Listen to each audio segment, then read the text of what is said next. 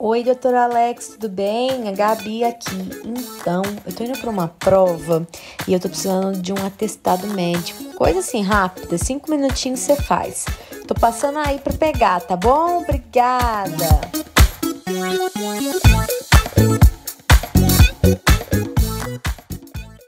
Se você nunca fez essa solicitação, com certeza você conhece alguém que já. O pensamento por trás é sempre de que sou uma pessoa saudável, me exercito, me alimento bem, não sinto nenhuma dor anormal, o que pode dar de errado? O que poucos sabem é que a maior causa de morte no mundo atualmente são doenças cardiovasculares. E em grande parte elas poderiam ter sido evitadas. Como? Bom, para isso acompanhe o episódio de hoje na minha visita ao Instituto do Coração com o Dr. Alex e Dr. Giovanni. Então a gente chegou aqui, primeiro para fazer atendimento com o Dr. Alex, e eu quero que ele explique um pouco pra gente como que vai ser essa dinâmica, que eu também tô assim, tem que passar em um monte de médico, o que tem que fazer, então tô aqui para esclarecer as nossas dúvidas. Fica aí que vocês vão acompanhar a consulta inteira. Dr. Alex, explica pra gente como que vai ser isso hoje. Bom, Gabi, a primeira coisa que eu queria fazer era desmistificar um pouco a questão do atestado médico com uma liberação ou não para a prática esportiva.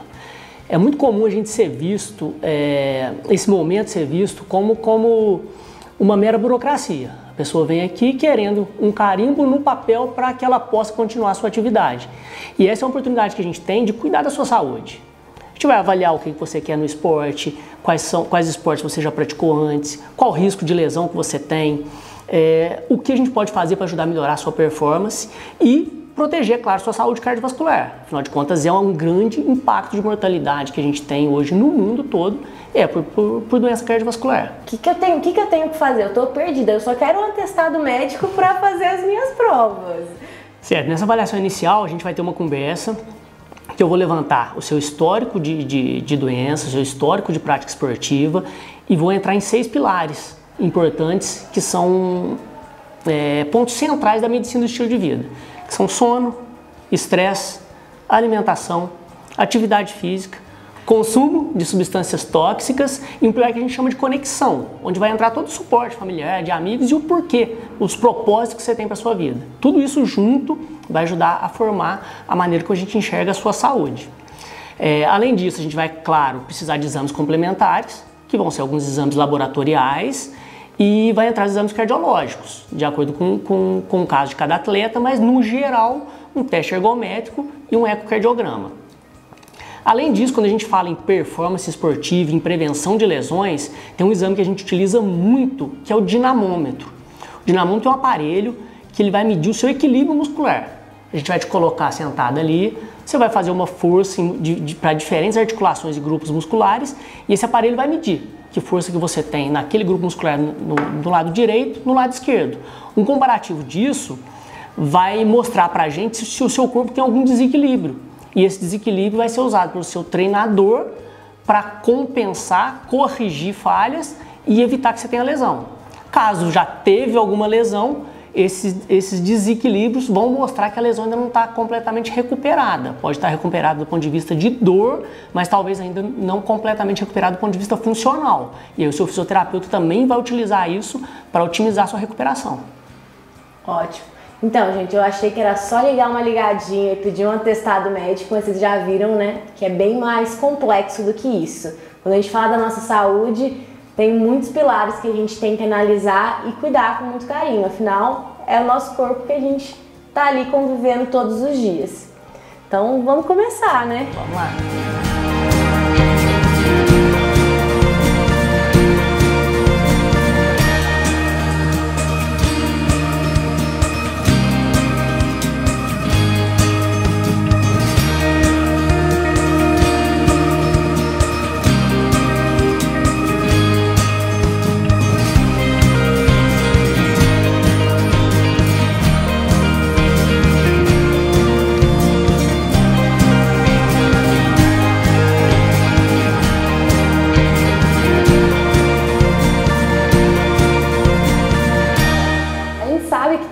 Dúvida sobre o porquê fazer, como fazer, quem procurar, na hora que a gente fala de iniciar uma atividade física.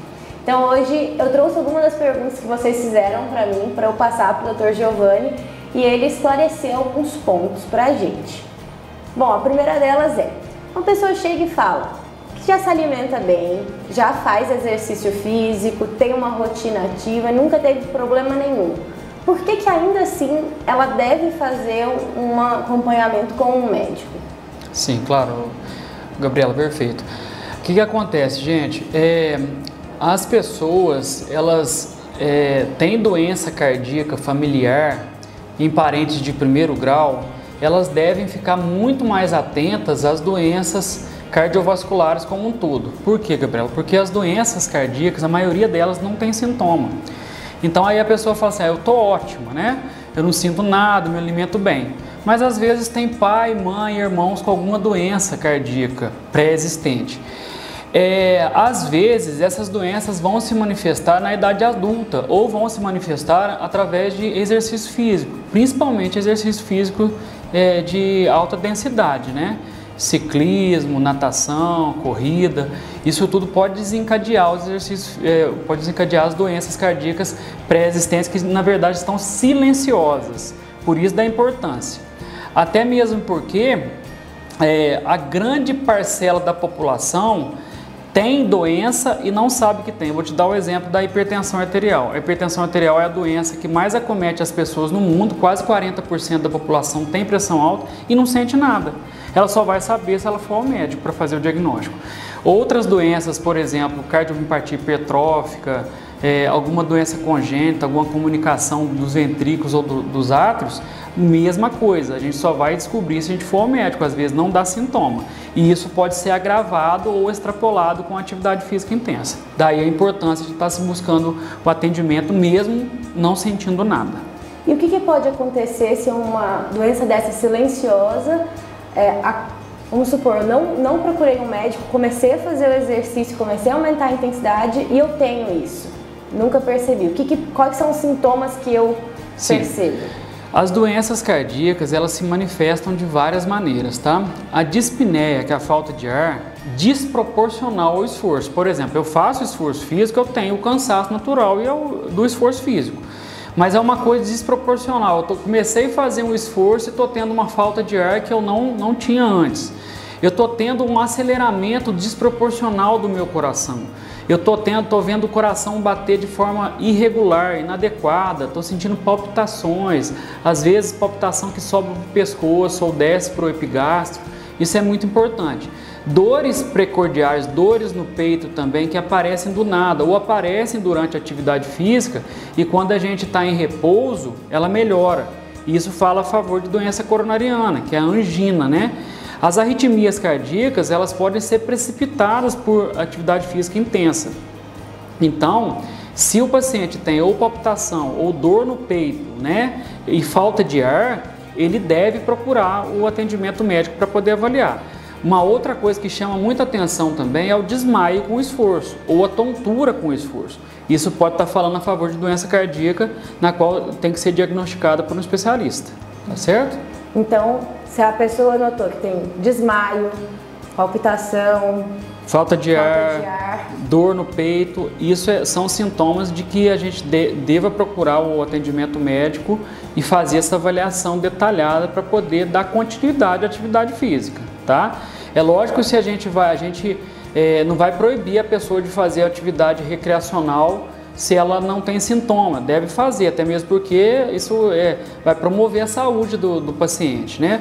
A atividade física, a gente sabe de todos os benefícios, ela controla níveis de pressão, baixa a glicose, triglicerídeo, controla o peso, controla o estresse, melhora o sono, todos os benefícios. Então, os benefícios são muito maiores, mas a gente deve agora ficar um pouco mais atento, ainda mais depois do advento do Covid e das vacinas de Covid, que a gente tem muitos casos de microembolia pulmonar, arritmias cardíacas devido a isso também, e a gente ainda está nesse limbo, a gente está nessa transição de saírem novos estudos sobre isso, para a gente saber o que está acontecendo. Então é melhor a gente fazer a avaliação.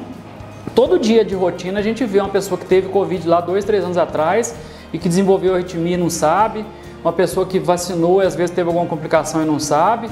e a gente deve ficar atento a esses fatos também, tá certo? Ótimo. Então, pessoal, se vocês se identificaram com algum desses sintomas que a gente passou aqui, já procura um médico, uma pessoa médica para te ajudar a ter um melhor direcionamento. Aproveitando esse gancho, cheguei numa consulta com um cardiologista. É muito comum a gente ver, até muito em rede social, o pessoal fazendo teste ergométrico, mas só esse teste é suficiente? O que engloba uma consulta completa para eu estar apta a fazer uma atividade de forma segura? Tá. Então, o eletrocardiograma, Gabriela, é um exame que vai avaliar a atividade elétrica do coração. O eletrocardiograma existe há mais de 100 anos. É um exame muito básico. Às vezes a pessoa fala assim, eu fiz um eletrocardiograma, eu estou com um coração bom. Eu falo para ela, não, o seu eletrocardiograma está bom. Você pode ter entupimento nas coronárias, pode ter doença cardíaca genética nas válvulas, você pode ter doença que são doença genética, cardiomiopatia hipertrófica, displasia dos ventrículos, comunicação interatrial, intraventricular. Tudo isso não é pego no eletro e no teste ergométrico. O que é o teste ergométrico? É o eletrocardiograma de esforço, que ele serve principalmente para diagnosticar se a gente tem algum tipo de arritmia durante o esforço, que é uma alteração da atividade elétrica do coração, na qual a atividade elétrica ela se desorganiza. Se o paciente tem algum entupimento nas coronárias, que é a isquemia, né, que é o que para proteger contra o infarto, o exame mais importante que a gente faz para proteger contra o infarto é o teste ergométrico, que ele vai pegar a isquemia cardíaca, que ele pega o entupimento dos vasos antes que aconteça a sua oclusão total.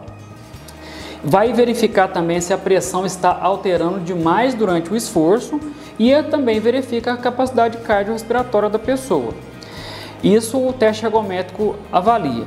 Só que, a partir do momento que o paciente tem algum histórico familiar de doença genética, por exemplo, cardiomiopatia hipertrófica, que dá morte súbita em atleta, que é o aumento do músculo do coração, displasia ritmogênica, outras doenças de válvulas ou doenças musculares do coração, ele precisa também fazer o ecocardiograma, que é o ecocardiograma que vai fornecer essas informações.